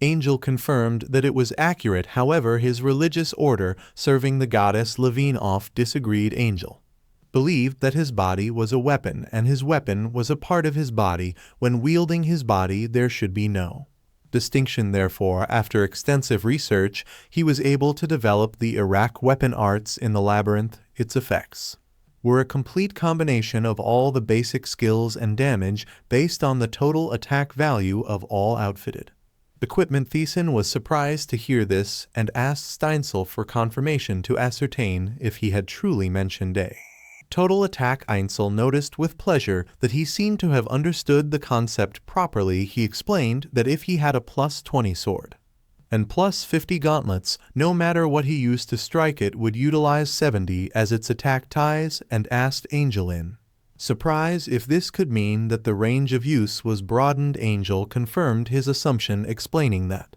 it affected not only in his weapons but every part of his body. Even if he slapped with his hands, tackled using his shoulders, or kicked with his feet, they would all use 70 as the attack value. TaeSan smiled, realizing that this essentially meant his entire body was a weapon. With the Iraq weapon arts, he could equip all of the equipment that had been previously dismissed as useless. He knew that currently it might not hold much value, but as he progressed through the Labyrinth and earned higher ranking equipment, that skill would hold the value of a main skill. He told Angel that it was an amazing skill and smiled, expressing his desire to acquire the Eric's skill. Heinzel told him that this might not be shocking to him, who had already endured so much, but for ordinary adventurers it was a skill that they couldn't achieve even with a lifetime of effort. He then asked TaeSan if he wanted to learn it, to which TaeSan nodded and replied affirmatively, surprising Angel with his unhesitating response. Angel placed his hand on his shoulder, instructing him to relax his entire body. He explained that this skill was different from others because it was one he had personally created and learned through his own experience. Therefore, he could transfer referred to him quite easily. Moreover, his proficiency was 100%, so TaeSan could acquire it without enduring any pain. The system notified him that the basic skills, shield arts, and swordsmanship had been combined with Iraq weapon arts. He was amazed to feel an influx of diverse skills and information, and couldn't believe that he could acquire a skill so easily. A minute later, the system informed him that he had received a skill from the creator of the Iraq weapon arts. He received an ultimate rank skill, Eric weapon arts. Iraq weapon arts proficiency was at 1%. It was an art that used his weapons and body, but since he was still not proficient, there would be losses in applying power. Angel searched for something while advising him to train regularly without skipping a day until he became proficient with it. Then Angel handed him a faded ring with an attack value of +1. It was a ring that had been used for a long time, and it seemed to have had great value. Initially, Angel apologized for its diminished power, but he wore it, assuring Angel that it was enough. He knew that in the past he might have discarded it as something useless, but now that ring held the same value as the rusty sword. Angel told him that he had given him everything he wanted to, but felt a bit of regret because he couldn't go into great detail at that moment. Angel then eagerly suggested that they spar, asking if he should give his newly learned skill a test run before trying it out for real. He summoned his shield and assured Angel that he had no reason to refuse. They faced each other in silence for a moment before Angel swiftly charged at him to attack. However, unlike before, he faced Angel with a confident smile on his face. He knew that in the Labyrinth their evaluation was based on all of the actions they took, no matter how insignificant the room was. If they thoroughly searched and found something, their detection proficiency would increase. Moreover, if they continuously block their opponent's attacks, the proficiency of their shield arts would rise. Thus, a fight with someone strong held significance. Later, he was down on the ground, exhausted. He wondered if they had sparred for 2 whole days. He opened his newly obtained skill, battle persistence, with a proficiency of 3%. This skill allowed him to maintain combat for a long duration. And without getting overly fatigued, he was thankful for this skill, because it would enable him to battle S-rank monsters for several days straight. He knew that he could only receive it while fighting other players, so he had given up on acquiring, and in solo mode, suddenly Angel mentioned that he couldn't believe he had obtained a skill and sense that wasn't typical for an adventurer on only the first floor, as he had initially thought Angel was indeed adept at discerning people's abilities. Heinzel then asked TaeSan how it was, and if it was enough, he sat up and replied that it was. Angel expressed satisfaction and pleaded with him to promise too. Things. Angel told him that since he had also learned the Iraq weapon arts, he could teach it to someone else. However, if that someone was a worthless, pathetic person, he absolutely must not teach them. If he broke that rule, Angel would personally kill him. He calmly acknowledged and agreed to this condition. Angel then asked him for the second promise. If he discovered any information about Lady Labyrinth, he should inform Angel. However, he told Angel that the chances of meeting him again in the Labyrinth were very low. Angel agreed, stating that he didn't hold high expectation stations, he just hoped for a miracle. TaeSan pondered whether he should inform Angel. He thought that if Angel found the goddess, either Labyrinth wouldn't have died, or both Angel and Labyrinth would perish there, hence, unless a significant variable occurred before Angel found her, Labyrinth would inevitably be killed by someone. This posed a dilemma for him. He asked Angel if he wanted to know the location of the goddess he loved. Angel softly replied that finding her was his final wish. Then he told Angel that he knew where Lady Labyrinth, the goddess, was. Upon hearing this, Angel was stunned and shocked. Angel stood up and asked him what he had said. He replied that he knew where the goddess Labyrinth was, but Angel angrily told him that he was taking his joke too far. Angel explained to him that he had roamed the entire Labyrinth for a long time, but he had never been able to find even a hint of his goddess, so he asked TaeSan how he, who had just entered the first floor, could know where Labyrinth was. TaeSan realized that Angel didn't believe him, but he knew that it was a natural reaction. Still, he had thought of a response to it as well. He told Angel that he could trust him and explain that his world had an item related to the Labyrinth. Unfortunately, Angel told him that it was a lie because the Labyrinth didn't have any maps related to itself, but TaeSan explained to Angel that it was not a map related to the entire Labyrinth, but a map connected to a special existence. Angel was surprised to hear this because he knew it was true, and he asked TaeSan if the god-calling flute was in his world. He replied yes, and explained that there was an item they could obtain within the Labyrinth that told them the location of a god his family had information on it, and he had already memorized the locations of all the gods written in there. He remembered TaeSan put something on the table and told him to look at it because she couldn't just not tell anyone about it. She explained that it was an item she had barely gotten on floor 89, but there was no point in using it as the gods were all so horrible. Just laughing at her, this made him ask her if she was complaining again. He thought it was just useless information back then, but he didn't expect to use it in a situation like that. Then he told Angel that on floor 78 at the Library of All, in the 24th secret room, the goddess Labyrinth was there. Angel was surprised and tearfully realized that he hadn't been able to check the library at all. He told Angel that with this information he thinks he has repaid him, but Angel grabbed his shoulder and happily told him that he had repaid him more than enough. He looked at his shoulder and saw that Angel was firmly grabbing him while expressing his gratitude and stating that he had never been more thankful to someone else in his life. Angel also told him that he was indebted to him. He told Angel that he was hurting his shoulder, and Angel immediately jumped backward, apologizing because he couldn't hold back for a moment. He asked Angel if he was thinking of going right away, and Angel replied that it would be a little difficult as floor 78 was quite deep in a dangerous place even for him, so he would need to prepare thoroughly. Angel tearfully thanked him once again from the bottom of his heart and told him that it was hard to even convey it with words. Angel thought for a moment and told him that he wanted to repay him somehow. Then Ainsel gave him a bronze ring and explained that it would be good for a skilled individual like himself. It was a bronze ring with health plus 20.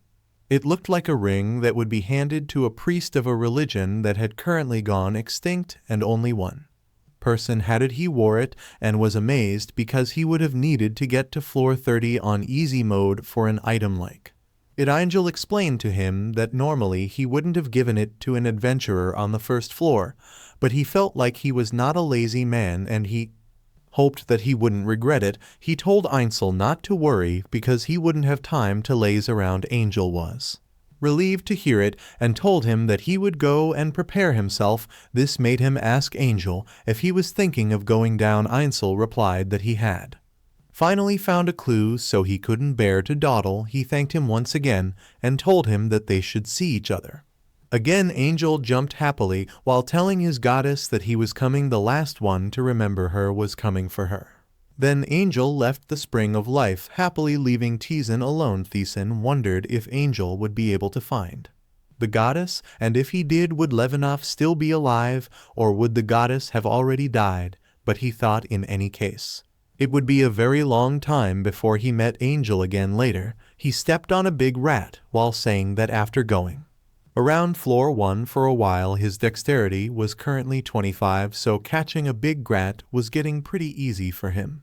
He activated his increased soul quality, but the system told him that the difference between his and his target's soul quality was too high, so he couldn't gain anything from the target. He realized that it didn't keep growing if the difference was too big, and he thought it was unfortunate, but he expected it. He walked away thinking that he had grown all he could on floor 1, so he should start heading to floor 2 soon, but before that he had somewhere he needed to go. Inside the labyrinth, there were secret rooms. Each floor had one hidden on it, and great rewards were given to those who found them. Magic staves, a ring of levitation, permanent stat increases, potions, and so on items that gave a huge advantage as they went through the labyrinth, but only one person could enter the secret room, so the competition was severe and easy mode. It relied more on luck and experience than skill. However, he was in solo mode, and in that place he would be able to obtain all the secret rooms. He opened the secret room door wondering if the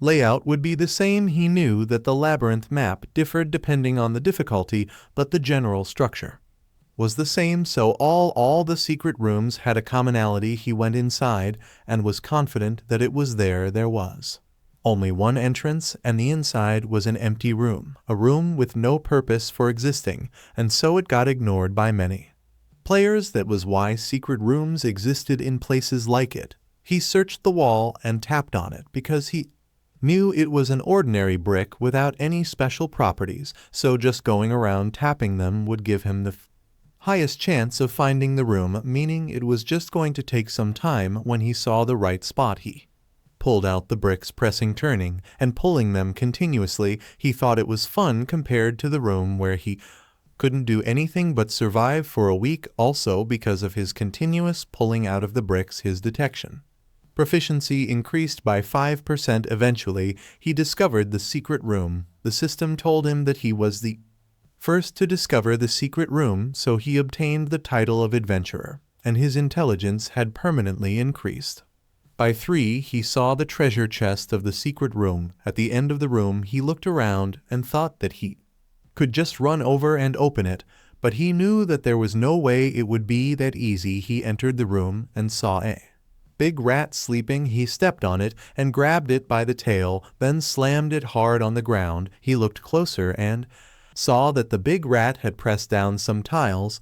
Then it got hit by an arrow. He realized that it was an arrow trap, and as he expected of floor 1, it didn't look to be a difficult trap. He walked toward the pressed tile and pressed it down. An arrow attacked him from behind, but he caught it with his hand. He cast it aside, knowing that currently he was abnormally stronger than most players on floor 1, so he could do it if he concentrated enough. Then he jumps into the trap tiles and catches the arrows that attack him. He gets down while the arrow is flying from behind him, but avoids it. Realizing that it is getting more difficult, he steps onto the other trap, thinking that it would be a waste to buy arrows at the shop, so getting them there for free isn't nothing. While he is catching the arrows attacking him from the side, the arrows are poison arrows with an attack +2 and paralysis arrow attack +2. However, the arrows may fail to defend. Depending on their stats and level, he looks at the arrows and thinks that there are some weird ones. He looks back and puts the arrow in his inventory while planning to go again from the first trap. The arrows continuously attack him from different directions, but he just catches them easily, and he thinks it is technically an exploit, but it works pretty well. He put his arrows again in his inventory and sees in his inventory that he has stored 100 arrows, making him wonder if 100 should be enough, but he decides that he should get the main dish. He focuses on where the chest is and jumps toward it. He gets down thinking that if he was hoping just to break through, he can just block the arrows with the tower shield and run, but it is the labyrinth, and he knows that he needs to show a perfect process. The arrows flew towards him. He kicks to break 1 and 2 arrows.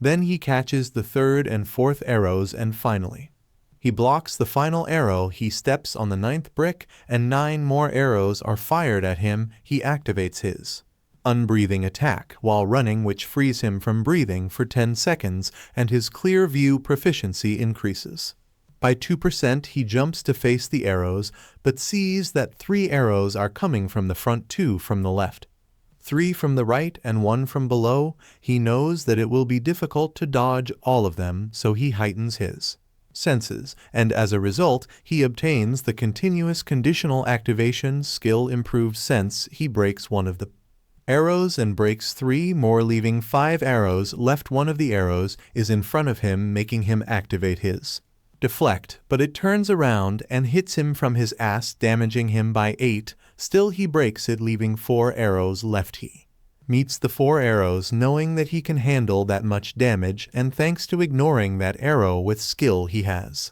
more freedom in his movement. When the arrows was about to hit him, he realized that the trajectory of the remaining arrows is the same. Then he catches one of the arrows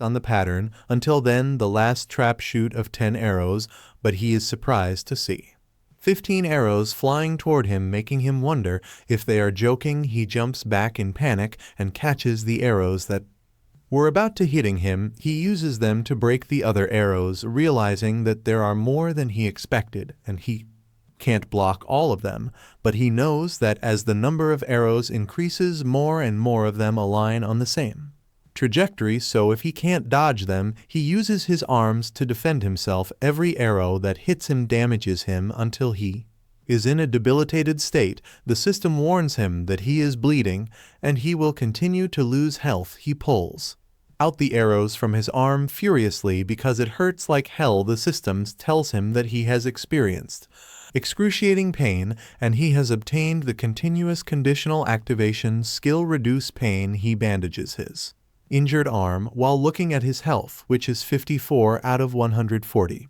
His wounds hurt less thanks to the skill, but it still hurts because his proficiency is low. He thinks that if he hadn't experienced it multiple times in the past, he would have fallen unconscious. He walks toward the lever while thinking that since he got the skill that time by getting into a debilitated state and bleeding, he won't have to purposely get hit on the way back. He drags down the lever and the light appears on the ceiling of the room. He slowly opens the chest, guessing that the trap should all have been disabled.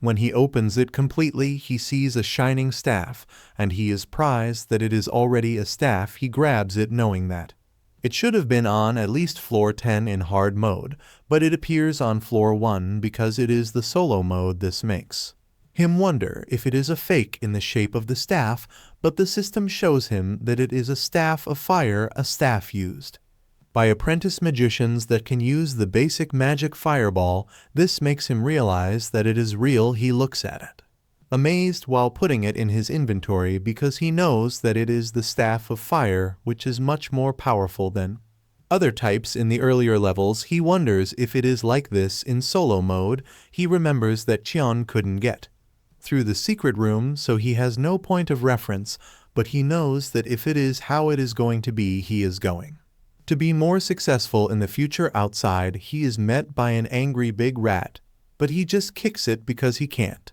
even use one of his arms due to the huge stat difference. He has no problem dealing with a big rat. It growls at him furiously, but he just looks at it calmly. The system tells him that even while in a debilitated state, he has no problem moving about, so he has obtained the conditional activation skill on breaking. Well, then he steps on it and the system tells him that he is victorious against a big rat. He goes inside the spring of life, once again drinks some water to recover to his peak condition, and he sits down to look at the skills he got. He sees the reduced pain skill with 1% proficiency that makes him become numb to pain. However, his senses do not dull. He also sees the improved sense skill with 1% proficiency that makes him improve his senses, and he could probably sometimes feel killing intent. He thinks those two are pretty decent skills, and although currently he doesn't have a use for them, as he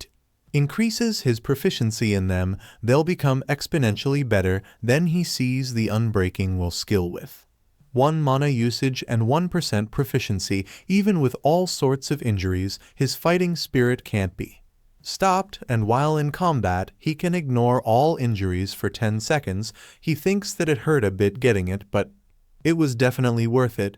Then he takes out the Staff of Fire with Fireball mana usage 3/1 proficiency, and it can produce a fireball that deals a lot of damage to a target with no resistance. Also, the target runs a check against the status condition burns. He puts it back in his inventory, thinking that he got everything he could on floor 1, so it is time for him to go down to floor 2. The structure of the labyrinth is simple. The stairs that lead down to the next floor are protected by a boss, and the player just needs to defeat that boss to continue forward. Later, he arrives at the boss's gate and thinks that it would be nice if defeating the boss was as simple as the labyrinth structure, but he also thinks that it wouldn't be a solo mode difficulty. If that were the case, he opens the gate and goes inside to meet the boss of the first floor. He greets the giant rat. Long time no see, and the boss named Giant Rat growls furiously. Upon seeing him, he realizes that something like this is the solo mode for one boss, but the giant rat was the easy mode's floor 10 boss. This makes him wonder how many players were ripped apart by the rat's claws. The huge rat runs toward him while he asks if he should even be surprised after all he has been through. Then he calmly tells it to come to him. TaeSan remembered that a giant rat wasn't a monster a mere first floor player could defeat. That's why Lee Chon, using an exploit, she leveraged the fact that the boss of the labyrinth couldn't leave its room. She filled the rat's room with oil and lit it on fire. It was a viable method given they had the time to spare. TaeSan thought that since Tian was the only player to survive solo mode, her strategy could be considered the correct answer. However, he knew this wasn't the fight. The labyrinth wanted the rat jump to attack him, but he calmly activated his fireball, understanding that only after demonstrating a near-perfect battle would he become significantly stronger. He launched his fireball, dealing 14 damage to the rat, running a burn check. The system confirmed that the giant rat was burning. He switches to his bow in an arrow, aware that the burn condition inflicted 1 damage every 10 seconds. However, this was insufficient. Positioning the arrow in his bow, he struck the giant rat, causing 7 damage points. When he ran a poison check, the system announced that the attempt failed. Nothing had happened to the giant rat. Undeterred, he prepared another arrow, deciding it didn't matter if his first attempt failed, he would continue trying until he succeeded. Releasing the arrow, he hit the giant rat, paralyzing it. The creature couldn't move until 10 seconds had passed, or it was attacked. Approaching the giant rat, he examined the arrow, realizing the high value of these status-altering arrows. Glancing at the immobile rat, he declared they should begin the grind. He shot another paralysis arrow at the boss to immobilize it, then fired another status arrow to continue stacking damage. As the giant rat lay on the ground, TaeSan advanced shield at the front for protection. He swung his shield in an attack that felt more than overwhelming. It was closer to a stump. He struck it with his shield, dealing 13 damage points.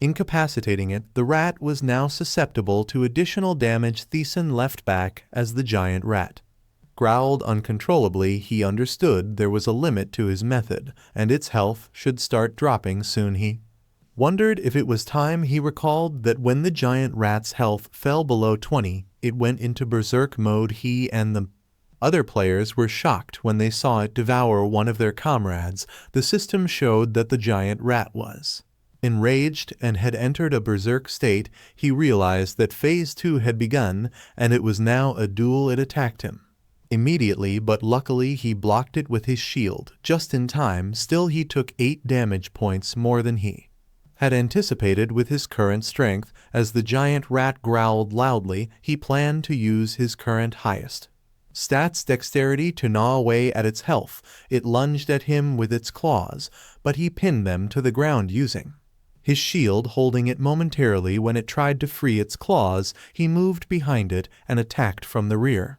Dealing 7 damage points, the creature screamed in pain and retaliated with its sharp claws. Fortunately, he blocked it with his shield, but still suffered 5 damage points in response. He pushed back hard with his shield, causing an additional 7 points of damage. The system notified him that his battle persistence proficiency had increased by 1% when the giant rat tried to bite him. He once again blocked it. However, he was running out of breath and knew his body wouldn't hold if the battle continued in the same way, so he unsheathed his sword and attacked it. While returning his shield to the inventory, he activated his unbreathing attack and sliced at the giant rat, continuously causing 8 and then 7 damage points. Unfortunately, he didn't dodge its sharp claws and suffered 24 damage points. He realized that if it attacked with 24 damage points, he could only endure a few more hits. Charging forward to get closer, he took an additional 25 damage points. He estimated that if he used both endure and deflect about 8 more times, he would defeat the rat before collapsing himself. He activated his deflect and slashed the giant rat with his sword, then advanced to meet it in face to face. It scratched him with its claws, but his counterattack succeeded, ensuring it would take significant damage. From his next move, he aimed his sword at it and stabbed it in the chest, then slashed its neck, causing 20 damage points. The giant rat screamed in pain and slowly fell to the ground dead. The system announced that he was victorious against the giant rat. He wiped off his sweat and remarked that it was easier than he had thought. The system notification appeared before him, informing him that his dexterity had permanently increased by 5, his mana permanently increased by 3, his strength permanently increased by 2. And he had activated the increased soul quality effect. In addition, he had leveled up and returned to peak condition. While he had anticipated this, he still found it satisfying. The reward system informed him that he had defeated the first floor boss, so he obtained the standard reward, 1 random stat increase potion. He had also achieved the hidden condition of the first floor, so he received the secret reward, 2 targeted stat increase potions. He picked them up, aware that these were difficult to acquire even after floor 50, then drank them while resting on the head of the dead giant rat. The system notified him that due to the effects of the random stat increase potion, his strength had permanently increased by 1. The targeted potions also permanently increased his strength by 2. He opened his status window to see his level had risen to 4 health to 155 mana to 15. Strength to 17, intelligence to 16, dexterity to 30, attack to +2, and defense to +7. Amazed at his high stats on just the first floor, he acknowledged he had done all sorts of things in easy mode to raise his stats. He also thought he had obtained another skill. Checking, he found he had acquired a counter skill with 5 mana usage and 1% proficiency. This skill countered an enemy's attack and dealt greater damage to the enemy. He was pleasantly surprised to have obtained it sooner than expected. Recognizing it as a skill as useful as deflect, he lay on the dead giant rat and stretched, believing he had checked everything he needed to. However, he suddenly wondered what had happened to it. because he remembered that he had written to the community that solo mode floor 1 was a basic clear method. Opening the system to check, he recalled that he had posted the article to the community. He didn't have any high expectations for it, but was puzzled by what he saw. The people were asking the other player if they could send him the path to the spring of life, but the others replied that they couldn't be helped because the location is different for everyone, therefore they needed to listen to the shopkeeper. Chan also assured everyone that they would be safe if they reached the spring. The others sarcastically joked about racing against death, which brought laughter to all. They felt grateful considering themselves lucky to be alive. He was surprised to see that the community unity was entirely different from his previous life. At that time, no one discussed how to clear the floor, and words of despair filled the boards. Later, possibly due to despair, everyone fell silent except for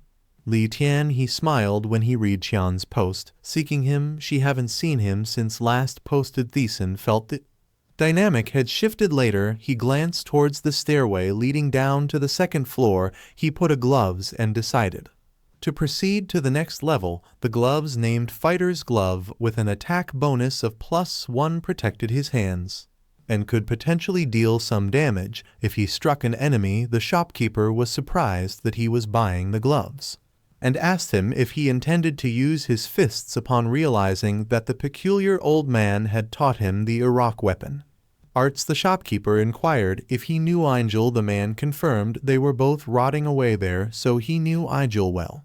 The shopkeeper asked him if he was only going to sell the meat, because if he had defeated the boss he should have also acquired leather and teeth, but he replied that he was not selling them because he had a different use for them. The man excitedly told him that he thought he understood what he meant and asked if he was planning to find the blacksmith of the Labyrinth. Harfen, he remembered Chan mentioning that without Harfen she wouldn't have been able to reach the deeper floors. If he journeyed deeper, he too would be able to meet Harfen, and so he decided to hurry. He knew that the place was slightly further from the Labyrinth's entrance. It was where things that had been stabbed to death could be revived, and the beings there weren't powerful. Eventually, he arrived at the second floor, and his mission was to defeat the boss of this floor and pass through. The reward was a low-grade mana increased potion in an undisclosed secret reward. He remembered the mana potion being a rare commodity, not even sold in the shop, hence he was eager to receive it. However, he was stunned when a flurry of unchecked messages appeared. Upon opening the community to check these messages, he was taken aback by the overwhelming number of thankful messages. Many expressed relief that he was alive and waited for him to answer their questions. As he pondered over which message to respond to first, a player named Kang Hyuk requested a whisper. This gave him the perfect opening. He accepted it, and Jun Hulk was astonished. He couldn't even speak in the real world, but he simply asked Jun Hilk what he wanted. Jun Hope casually replied that it was nothing, he was just checking if his life savior was alive. He, in return, suggested Jun Hill query about himself first. TaeSan didn't expect those people pushed to their limits in that unfamiliar world to attempt the quest. After merely reading an article on the community, he then asked Jun Hilk, albeit it was not his place to question whether he had decided to rush in just after reading one article. Jun hooked tear. Flea replied that they had no choice and everyone was at their limit, thus he clung to any sliver of hope he could find. He still gets chills thinking about that time and thanked TaeSan for his help. Jun Hulk also explained that he knew they wouldn't get food unless they entered the labyrinth. There was no news from those who had ventured in, and his hunger grew. Moreover, there was no one to converse with, creating the perfect conditions for insanity. Jun Hook narrated how he had run into the labyrinth with a plan to grab anything edible in that desperate situation just in time. TaeSan shared his method to clear the first floor. Jun Hook expressed that though he might not have expected much, it was an article they desperately needed at the time, hence Miss Tyan succeeded first, followed by others. Upon hearing this, he realized that even Tian, who often complained about the community, was able to succeed. Consequently, others gained faith that they could do it as well. He asked Jun Hook how many people had succeeded in killing a big rat. Jun Hook replied That only 2 people had him, and Miss TaeSan figured Sean was a given, but this was his first time hearing about Jun-Hilk. He suspected Jun-Hook might have died in the previous world while battling for his life, since Jun-Ok succeeded in hunting a big rat. His talent was probably similar to Tion's, an irregular who survived thanks to the article he wrote. He told Jun-Hilk that a peculiar old man NPC who is looking for his goddess will come to find him. This NPC will attack him mercilessly, but he should respond adequately because he'll receive something useful if he does. He explained that the NPC's treatment of him will change based on his actions when he was about to ask Jun-Hook to deliver a message to Tian. Upon her waking, Jun-Hook asked if he was okay, which led him to question what Jun-Hook meant. Jun-Hook responded that he thought he was spoon-feeding them. Now he was grateful for his help, but technically, as they were all going through the same labyrinth, they were competitors, although currently weaker than him. If he continued to spoon-feed him, Jun-Hill could catch up quickly. That, however, didn't mean he would do anything to him, and he didn't want to continue accepting without giving back. Flabbergasted, he asked Jun-Hook what he meant, but Jun-Hook insisted that he was being serious. TaeSan questioned Jun-Hook about what competition he was talking about when they were all humans from the same dying Earth. He then explained to Jun-Hilk that there was only one reason he was sharing all this information: to prevent him from blindly running into a random ditch somewhere. He reminded Jun-Hook that many had died despite reading his clear guide, and asked him what use knowing the method was when implementing it was an entirely different problem. TaeSan asked Jun-Hook if he thought he could catch up just because he had told him something. Jun-Hook shyly responded that he guessed he hadn't cleared the first floor yet, so he might have been too presumptuous. TaeSan left, telling Juno that it was good he understood, but he paused and wondered if it was about that time. He asked Jun-Hook how the community was doing these days. Jun-Hook replied that people from other modes were also engaging with them, but some were attempting to pick fights. He was ignoring them for now, but he didn't understand why they were behaving this way. Realizing that people who didn't know their place had started to stir, he told Jun-Hilk he understood and wished him good luck. He left, hearing Jun-Hook cheerfully wishing him good luck too. He then proceeded to the second floor on solo mode. He knew that until now the first floor had merely been a tutorial and the real labyrinth supposedly began. On the second floor, a group of goblins was in the room chatting among themselves. Suddenly, he kicked the door hard, startling the goblins. Bow-wielding, sword-wielding, and shield-wielding goblins charged at him. Still, he calmly grabbed an arrow from behind him and beckoned the goblins to come closer. Well guys, that's the end of the video. If you like this video, comment part 2 in the comments section. Also subscribe to the channel, hit the bell, and like the video. Thank you for watching, and see you next time again.